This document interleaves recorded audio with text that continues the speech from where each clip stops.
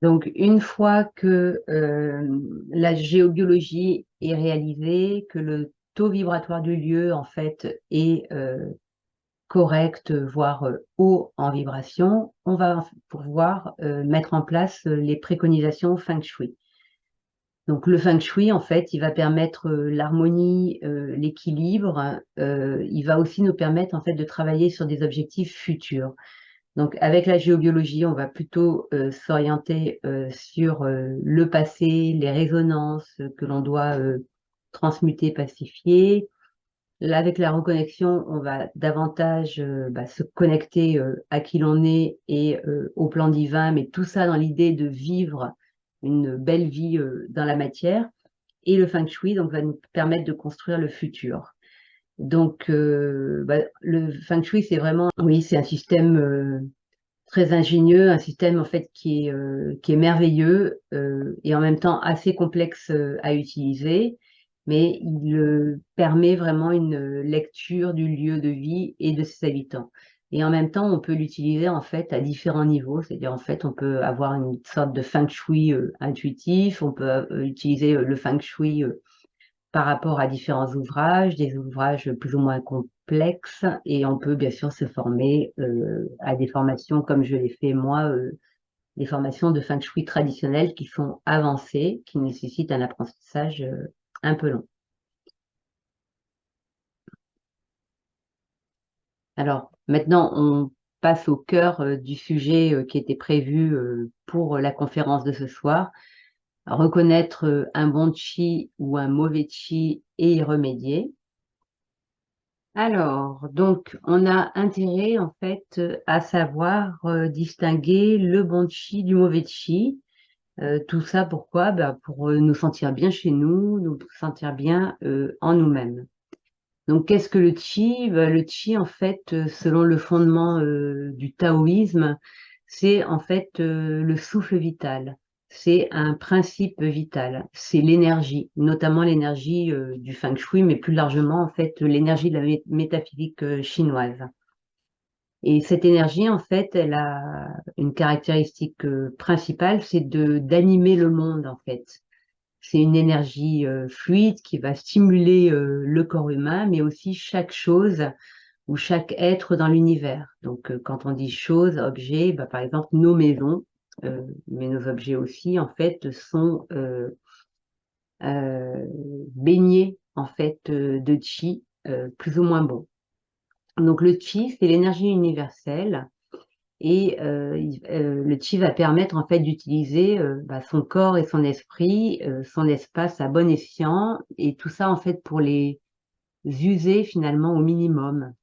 Donc quand on est entouré d'un bon chi, l'énergie en fait qui est contenue dans le corps, elle est transformée et elle devient finalement plus puissante.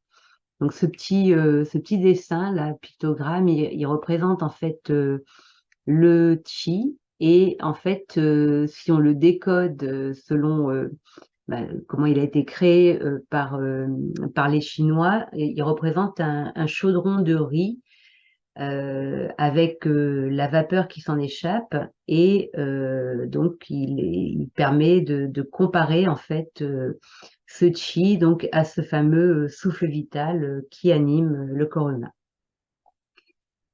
Le chi, il est utilisé en fait en permanence dans les sciences taoïstes. Par exemple, en Qigong, hein, c'est des exercices qui sont à la fois physiques et respiratoires et qui sont destinés aussi bien à changer la conscience que à développer finalement la vitalité de l'être humain. En médecine traditionnelle chinoise, eh bien en fait, les acupuncteurs, les médecins en fait s'attachent à faire circuler le qi dans les méridiens du corps. Voilà, donc on trouve du chi en fait dans l'individu, hors de l'individu et absolument partout dans le monde, et on peut lui trouver différentes formes, en fait différents degrés surtout différenciés. Et le Feng Shui va aider à capter, à conserver le bon chi et à faire circuler en soi le Chen Chi. Et également, le feng shui va aider en fait à atténuer, diminuer, voire supprimer le mauvais chi qu'on appelle le cha chi. Donc le chen chi, en fait, c'est ce bon chi qui protège, qui fait croître l'énergie d'une personne, l'énergie d'un lieu, et donc on va essayer de l'amplifier avec le feng shui. Donc c'est vraiment une énergie qui est favorable, qui est propice au bonheur, qui va exprimer la naissance, la croissance, la vitalité.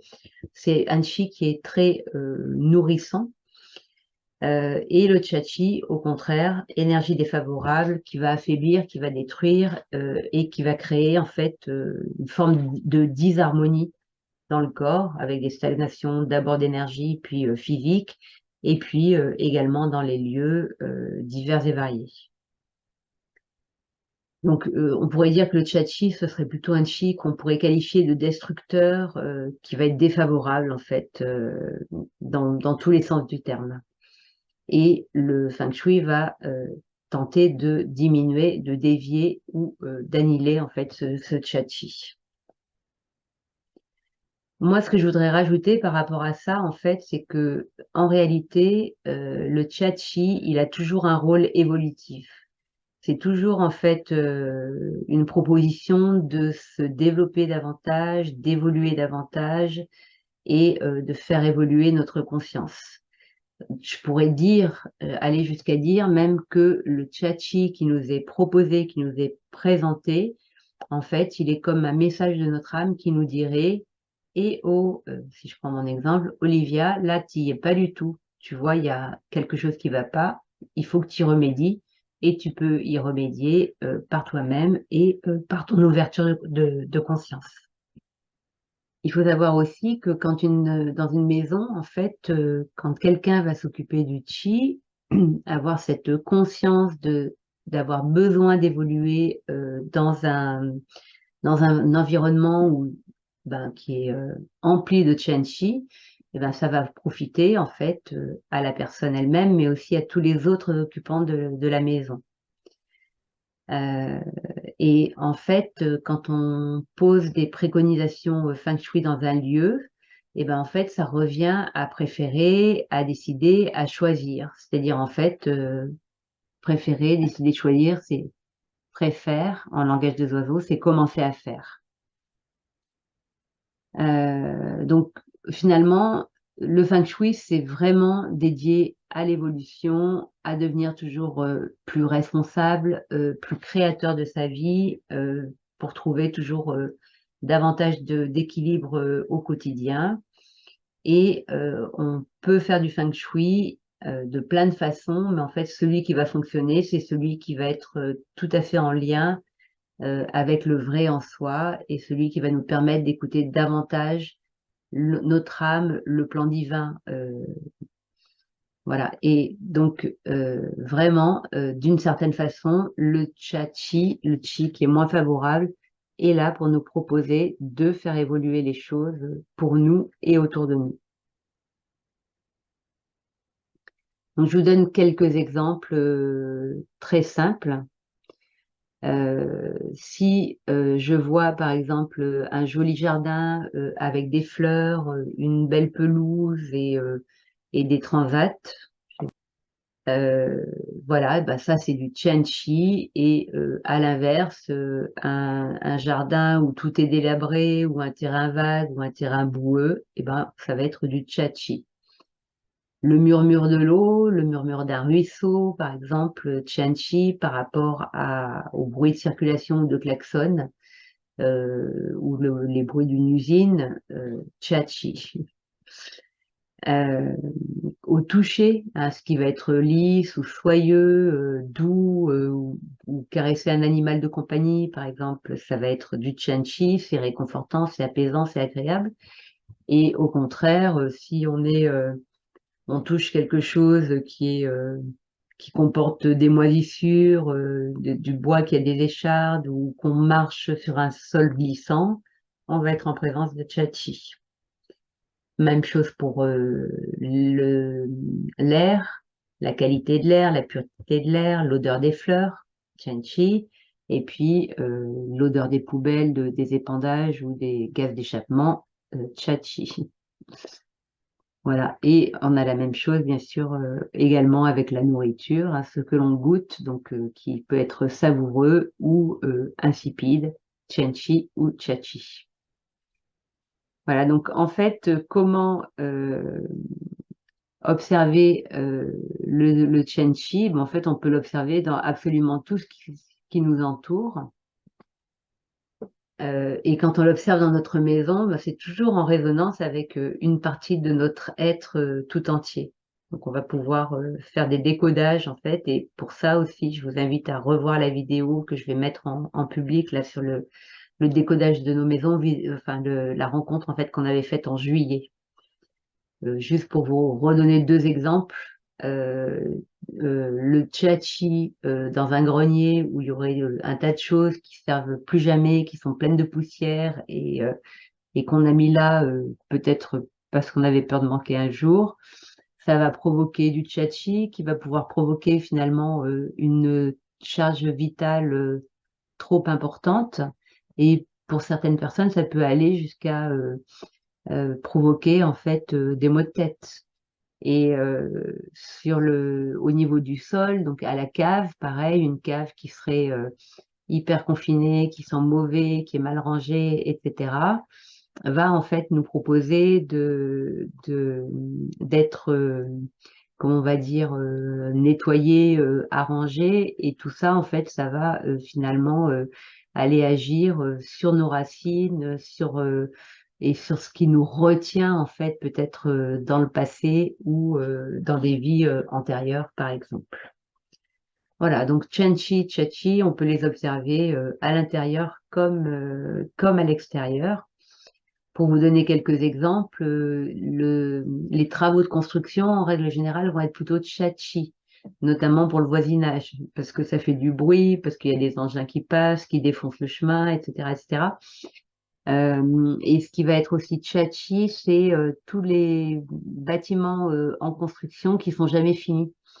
Les constructions qui durent des années, voire qui s'arrêtent, etc. Donc ça, dans son environnement, par exemple, ça va être tchatchi. Et il y a des moyens d'y remédier, en fait, quand ça nous arrive dans le voisinage. Les moyens, en fait, ils vont être surtout, surtout applicables en termes d'ajustement des pensées, de libération émotionnelle, de regarder les inconforts en fait que ça provoque chez nous et pour nous, et à partir de là en fait de mettre en place des préconisations euh, ou pas d'ailleurs, hein, en feng shui, ça peut être aussi uniquement un travail en conscience, mais en tout cas ça nous dit des choses. Bon, vivre à proximité d'un hôpital, par exemple, ça peut ne pas être très chenchi parce que l'hôpital en lui-même, il dégage beaucoup de souffrance, les gens qui y arrivent, qui en partent, c'est quand on va à l'hôpital, ça peut souvent être des moments difficiles à vivre. Ça peut être aussi tchatchi d'avoir un commissariat à proximité de chez soi, parce que pareil, il y a du bruit, il y a du stress, il y a les aspects juridiques, contraventions, etc., qui sont là en fond tout le temps, liberticides parfois, etc. Bon, une décharge, hein, même si on n'en voit plus beaucoup, ça reste tchatchi. Vivre près d'un cimetière, ça peut ne pas être Tianchi, donc Chachi, mais voilà. C'est aussi une question de culture et c'est aussi une question de personne, hein. Moi, j'ai eu une cliente qui vivait près d'un cimetière et qui trouvait ça très apaisant. Bon, voilà, c'est un point de vue euh, de voir ça aussi comme ça. Une ligne de chemin de fer tout près de la maison, en fait, ça va être Chachi essentiellement à cause du bruit. Avoir une maison en haut d'une colline dans une région qui est très ventée, tchatchi, parce que il y a beaucoup d'énergie, mais finalement c'est une énergie qui peut être plutôt perturbante, hein. On dit par exemple que trop de vent ça rend fou. Donc c'est comme une maison qui est trop soumise aux énergies extérieures. Il y a les aéroports, enfin voilà, il y a tout un tas de situations en fait qui amènent du tchatchi et auxquelles on va pouvoir remédier. par exemple, aménager son lieu pour en faire un lieu plus agréable, plus propre, bah voilà, ça va être toujours plus Tianchi, même s'il n'est pas question de vivre dans un magazine de décoration, hein, le bazar, on va dire actif, créatif, a toute sa place dans une maison feng shui. Et bien sûr, bah, de par en fait les vibrations que l'on émet en étant en mode bricolage, créativité, etc., bah, en fait, ça va être tout à fait Chen Chi. Euh, on peut également donc observer le Chachi de façon intangible. Donc ça, on va pouvoir, moi par exemple dans mon métier, c'est quelque chose que je sais faire, hein, la géobiologie dont on a parlé tout à l'heure, détecter les entités, faire passer les âmes, etc. Tout ça, en fait, on va pouvoir l'observer. Et donc, dans tout cet intangible, invisible, bah, il y a des choses qui sont occultes, euh, euh, et plutôt très basse en énergie, donc c'est du Chachi. Et puis il y a aussi dans l'intangible toutes nos croyances limitantes, nos émotions qu'on va devoir ajuster, libérer, transformer. Tout ça, en fait, ça peut être du Chachi. Autre exemple de Chachi, donc ça va pas être le cas dans ce livre, qui est un livre qui a été écrit par des enseignants du FSRC, l'école où j'ai été moi formée. Mais beaucoup de livres feng shui vont présenter en fait le feng shui avec ça c'est bien, ça c'est mal, et en fait dans une logique ou dans une philosophie de dualité. Et ça, pour moi, c'est une forme de Chachi parce que c'est pas évolutif. Comme je vous disais tout à l'heure, tout a un sens et tout a une proposition d'évolution. Donc il n'y a pas d'endroit mauvais où c'est bien, c'est mal, mais il y a vraiment toujours une possibilité en fait d'améliorer les choses.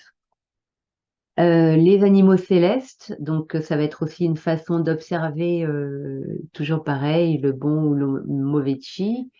Euh, Par exemple, si je prends cet exemple et cette photo, là, c'est la maison de l'Opinel à Saint-Jean-de-Maurienne. J'ai cherché sur Internet, en fait, parce que je me souvenais d'être passée dans cette ville et d'avoir eu dans la ville même une impression, en fait, d'écrasement avec le village, la petite ville qui est située, en fait, contre les parois de montagnes très hautes.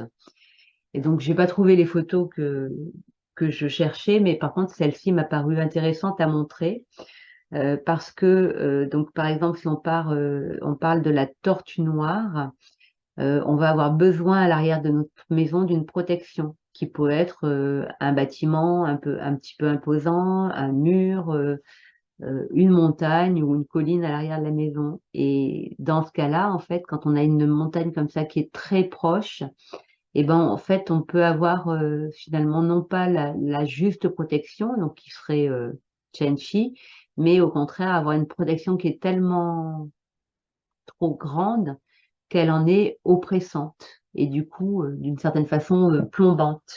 Voilà. Et puis ce qu'il y avait d'intéressant aussi sur cette diapo, c'est que il y a cet opinel comme ça qui est ouvert, donc bon, c'est la maison de l'opinel, donc c'est un peu logique, mais d'une certaine façon pratiquement en lieu et place du phénix rouge. Donc le phénix rouge qui est supposé en fait ouvrir sur l'espace pour ouvrir sur les projets. Et là, alors c'est un peu décalé par rapport à la maison, donc c'est pas forcément exactement son phénix rouge, mais imaginons qu'il y ait une maison qui soit ici pile en face et que, en lieu et place du phénix rouge, elle ait ce symbole d'un couteau, donc du tranchant.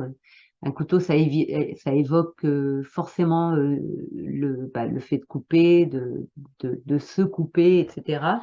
Bah, d'un point de vue symbolique, en fait, ça a une importance.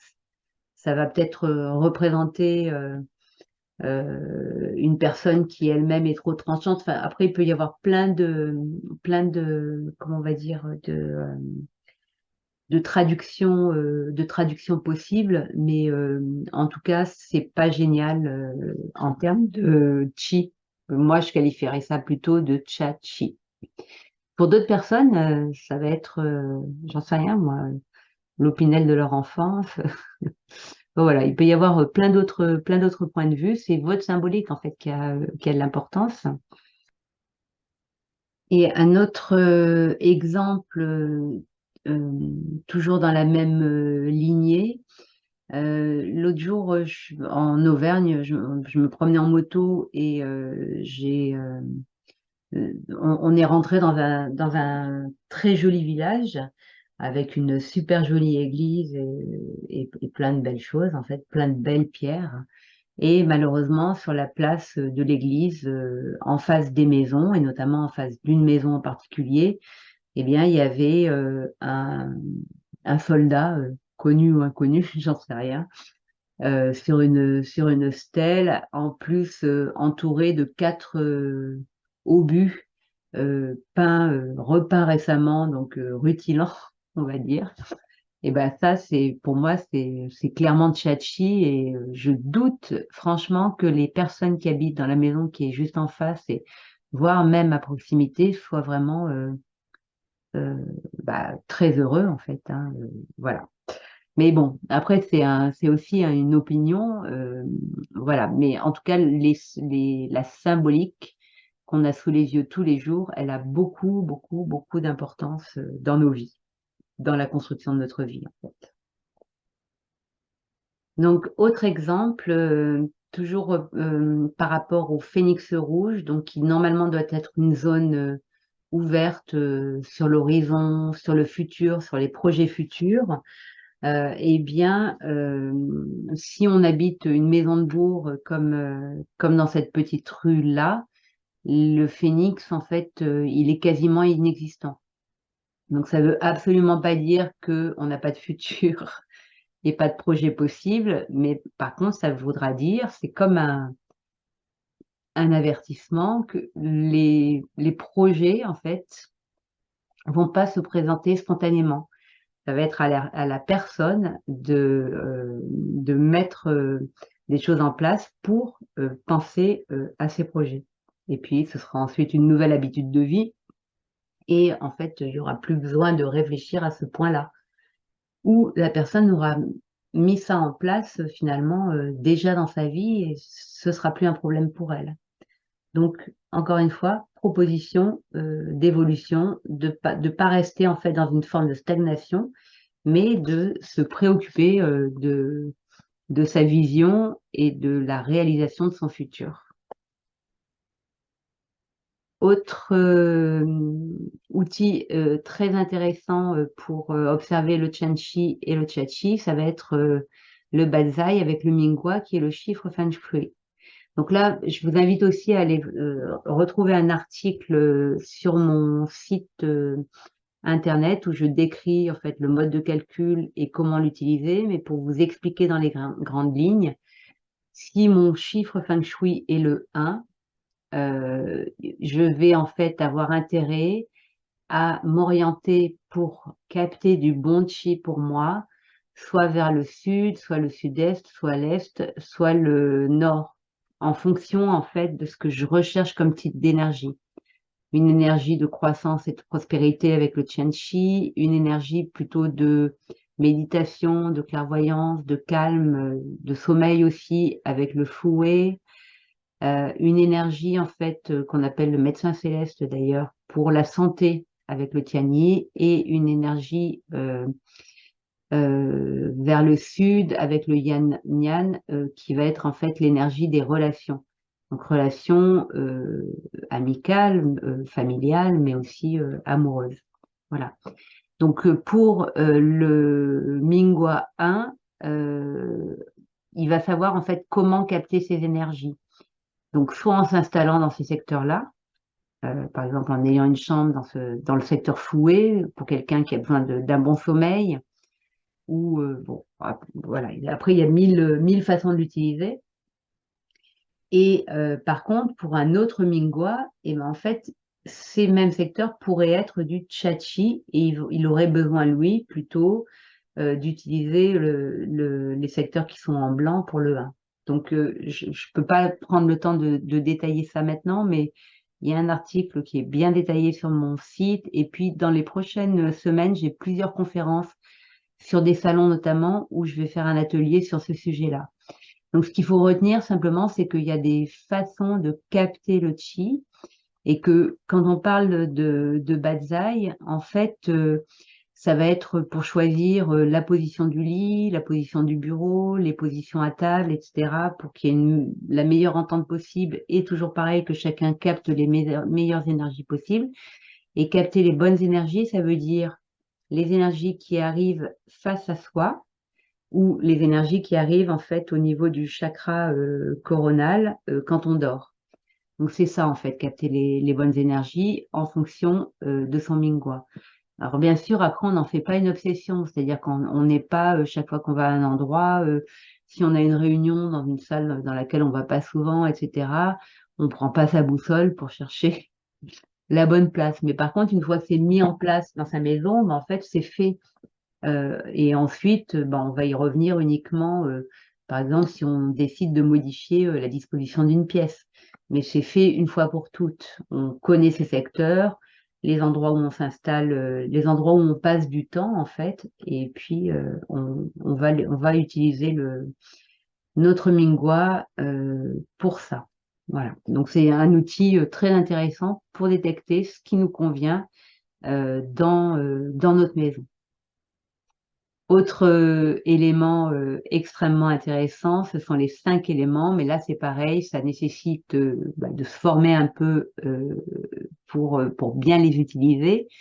Donc je vais pas les détailler aujourd'hui, il y a des vidéos sur mon site, et puis je vais en mettre une nouvelle justement que j'ai jamais mis en ligne et qui est faite pour être capable d'utiliser les 5 éléments au quotidien. Donc ça, je vous inviterai en fait à le découvrir parce que c'est un outil c'est un outil de lecture des énergies en fait qui est assez fabuleux et qu'on peut utiliser pour nos émotions, qu'on peut utiliser pour notre décoration, pour nos vêtements, pour notre alimentation, pour notre santé. C'est vraiment un outil enfin, qui est assez simple, hein, il y en a que 5, mais pas si simple à appréhender quand même parce que en fait, il y a différents cycles et différentes façons de les utiliser, mais c'est quand même un outil de décodage aussi qui est assez fabuleux.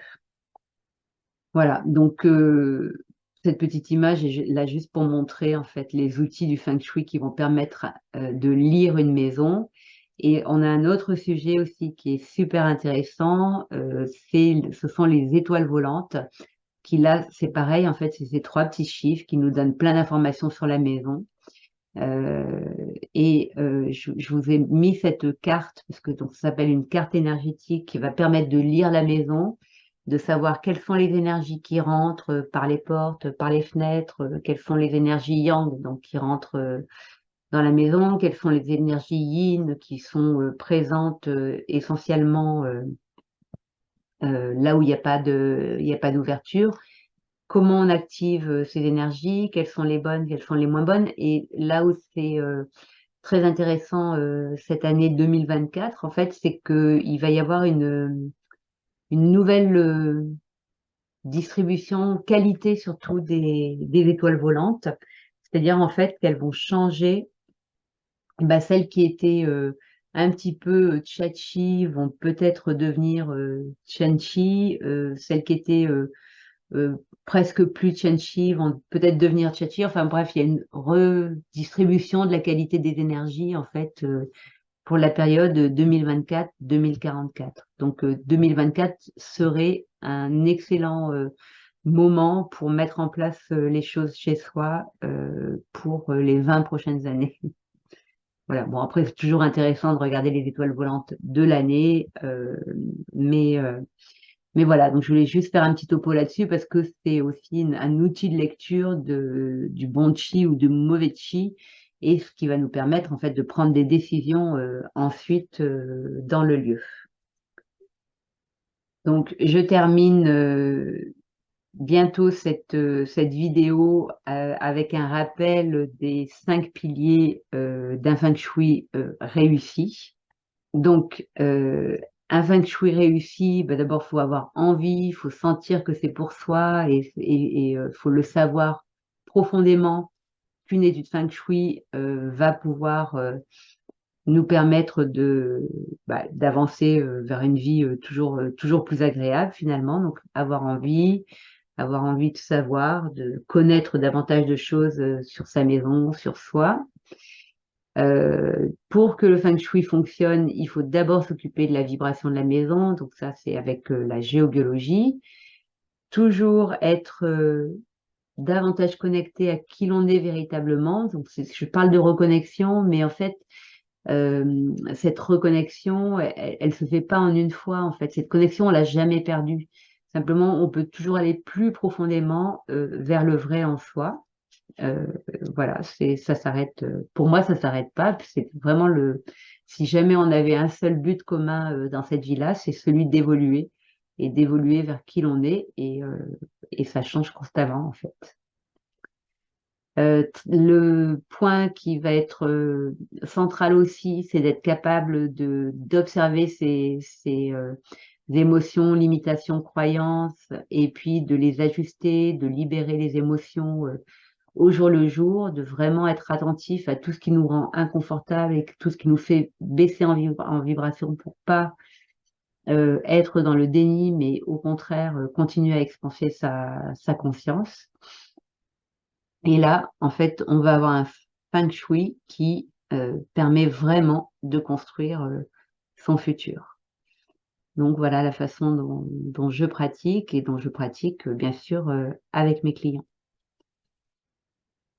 J'ai une offre spéciale pour cette année 2023 en fait qui s'appelle Intérieur essentiel qui propose justement en fait ces 5 piliers dans ces 3 mots, géobiologie, reconnexion, Feng Shui. Voilà, donc pour créer un intérieur harmonieux, donc intérieur avec un petit et un grand I, propice et équilibré et propice au bien-être. Donc, on a à la fois la sagesse ancienne de la géobiologie, celle tout aussi ancienne du Feng Shui, avec des technologies plus modernes de reconnexion. Ça se passe en 7 séances. Donc, 7 séances. La première séance, on s'occupe de la géobiologie du lieu. Seconde séance, on s'occupe de votre reconnexion pour aller plus profondément. La géobiologie, en fait, c'est aussi un moyen de se reconnecter, hein, mais on fait ça en 2 séances dans cette prestation-là. Il y a une séance de suivi individuel pour ajuster ce qui doit l'être, une séance de préparation de la consultation, de restitution de la consultation avec toutes les préconisations à mettre en place, et encore 2 autres séances de suivi individuel. Donc moi, c'est un programme que je préconise de faire sur au moins 3 mois, voire plus, parce que les choses bougent, il faut le temps d'intégrer, il faut que ça reste confortable, hein. L'idée, c'est, vous l'avez compris, hein, je crois que c'est un mot que je répète souvent, mais l'idée, c'est en fait la fluidité, quoi. Et tout ça pour obtenir des résultats concrets, être capable de toujours observer davantage, de libérer des mémoires, des blocages, toujours plus de fluidité, d'équilibre, d'être une vie heureuse sur tous les plans. Et toujours aussi plus de liberté, plus d'autonomie, plus de responsabilité et plus de joie, de vraie joie en fait dans le quotidien. Voici les tarifs qui sont franchement tout petits par rapport à la prestation proposée. Voilà. J'ai toujours eu à cœur d'être accessible et de proposer une prestation qui est vraiment concrète et complète. Et mon cadeau de fin de conférence, donc je vous propose un premier rendez-vous découverte, c'est-à-dire qu'on prenne le temps d'échanger, puis voir si cette offre est faite pour vous ou peut-être pas. Peut-être que votre besoin il est autre, hein, Donc, à voir. Et puis, je vous propose aussi de vous offrir en fait l'évaluation de votre espace de vie. Donc, en fait, cette offre, elle est quand même limitée. Elle est limitée aux 8 premières personnes qui vont m'en faire la demande, hein. Donc, comme vous êtes nombreux à voir les choses en replay, je suis pas sûre que je pourrais vous offrir l'évaluation à tous, parce que c'est quand même, c'est une vraie prestation, hein. C'est une prestation qui me prend du temps. Mais en tout cas, tant que je pourrais le faire, je le ferai. Voilà. Et il me reste à vous souhaiter une très bonne soirée ou journée en fonction du moment où vous regarderez la vidéo. Il est très tard parce que, donc, comme je l'ai expliqué en début de vidéo, je suis en réenregistrement. Mais voilà, je voulais le faire tant que j'étais encore dans l'énergie de la conférence. C'est beaucoup plus difficile pour moi de faire une conférence sans public en face, mais j'étais quand même un peu encore dans le mouvement, donc ça a été. Donc je termine avec ces citations qui sont vraiment, qui doivent pas rester en fait des citations, qui sont toutes des citations de scientifiques. L'homme est né pour jouir d'une vie heureuse dans l'infinie plénitude.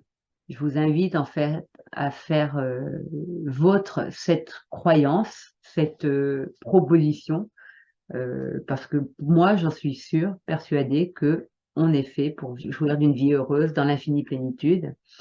Et, euh, et je peux dire que c'est ce que je vis en fait, hein, au quotidien. Euh, Ensuite, autre citation très importante, notre conscience perçoit ce qui est dans notre conscience comme une réalité. Donc là aussi, c'est vraiment à méditer, hein. Ce qu'on a dans la tête, en fait, on va le voir finalement dans la vie. Or, il arrive que dans notre conscience s'infiltre, s'insinue un certain nombre de pensées plutôt parasites qu'on n'est pas obligé de garder. Et troisième citation, la conscience permet de fabriquer l'espace, le temps, la matière à partir d'un univers d'information. Cet univers d'information, en fait, on y a tous accès.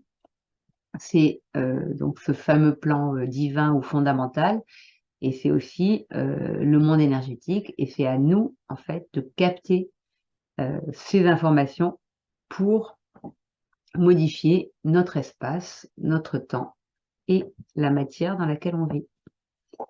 Voilà, bonne soirée à toutes et à tous, ou bonne journée, et à très bientôt. N'hésitez pas si vous avez des questions. Au revoir.